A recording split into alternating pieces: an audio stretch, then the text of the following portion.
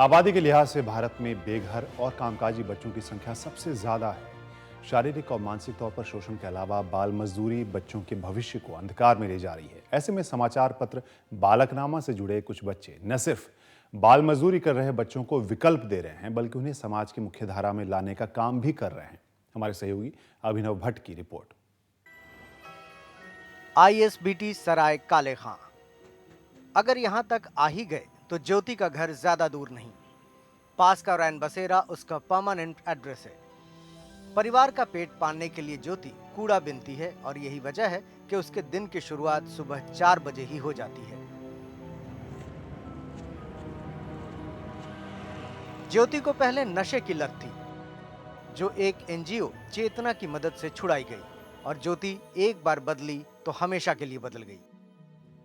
अब ज्योति न सिर्फ पढ़ाई लिखाई करती है, बल्कि वक्त निकालकर रिपोर्टिंग भी कर लेती है, अपने जैसे दूसरे बच्चों के लिए निकलने वाले अखबार बालकनामा के लिए। मैं बालकनामा की रिपोर्टर हूँ।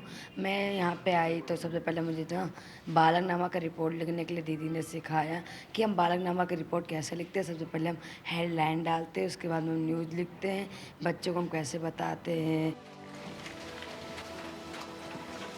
बालकनामा पूरी तरह से बालकों का है, जिसे बच्चे ही चलाते हैं। रिपोर्टर, एडिटर और डिस्ट्रीब्यूटर जो कह लीजिए, सब बच्चे ही हैं। हम सबसे पहले हमारे जो 4 राज्य हैं, चारों राज्य से हमारे रिपोर्टर हमें खबर देते हैंगे। फिर उन खबर को हम लेकर ऑफिस आते हैं।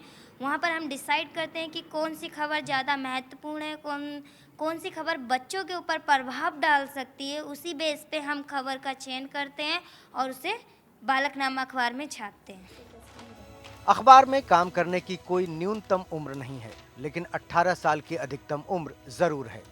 जो इसके पार गया वो रिपोर्टर, एडिटर से हटकर एडवाइजर या कंसल्टेंट हो जाता है।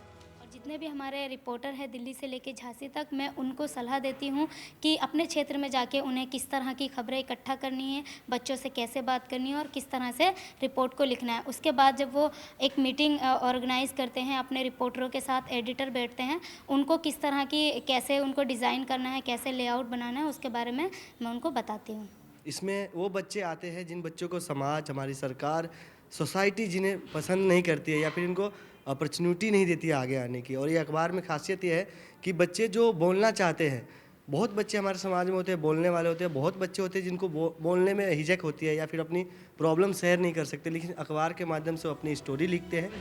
11 साल पहले सिर्फ 35 बच्चों को लेकर शुरू हुआ ये अखबार अब दिल्ली के अलावा उत्तर प्रदेश और मध्य प्रदेश में भी पढ़ा जाता है। आज 12,000 से भी ज़्यादा बच्चे इससे जुड़े हुए हैं, जो रिपोर्टरों को खबर देने, उसे लिखने के अलावा झुग्गियों से लेकर बाजारों तक इसे पहुंचाने का काम करते हैं। अखबार से जुड़े बच्चे दूसरे कामकाजी बच्चों को पढ़ाई लिखाई करने के लिए भी बढ़ावा देते हैं। काम चलता है, ना अगर आपको कभी पढ़ने का मन लगे, है ना, हमारा सेक्टर चलता है अपना, ये है ना, कभी पढ़ने का मन लगे तो आप आना करें, है ना। इस पूरी मुहिम को बेघर और कामकाजी बच्चों के लिए काम करने वाली एक संस्था बढ़ते कदम और चेतना से मदद मिलती है। मैं तो ऐसे देखता हूँ कि कल शायद ये एक ब्रेकिंग न्यूज़ देना शुरू करे और बच्चों की जो इश्यूज़ हैं वो फ्रंट में लाए और लोग इससे इंस्पिरेशन लें और ये स्टैंड पे दिखाई देना देखने को मिले, जैसे कि हम आप और बाकी पेपर्स पढ़ते हैं।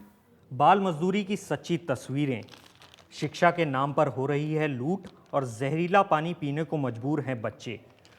8 पन्नों और 2 रुपए में बिकने वाले बालकनामा में भले ही आपको किसी बड़े अखबार की तरह रंगीन तस्वीरें और विज्ञापन ना दिखें, लेकिन इन बच्चों की मेहनत और खबरों के दम पर इस अखबार ने अपनी एक पहचान बनाई है। दिल्ली से कैमरा पर्सन SP द्विवेदी के साथ अभिनव भट्ट, NDTV इंडिया।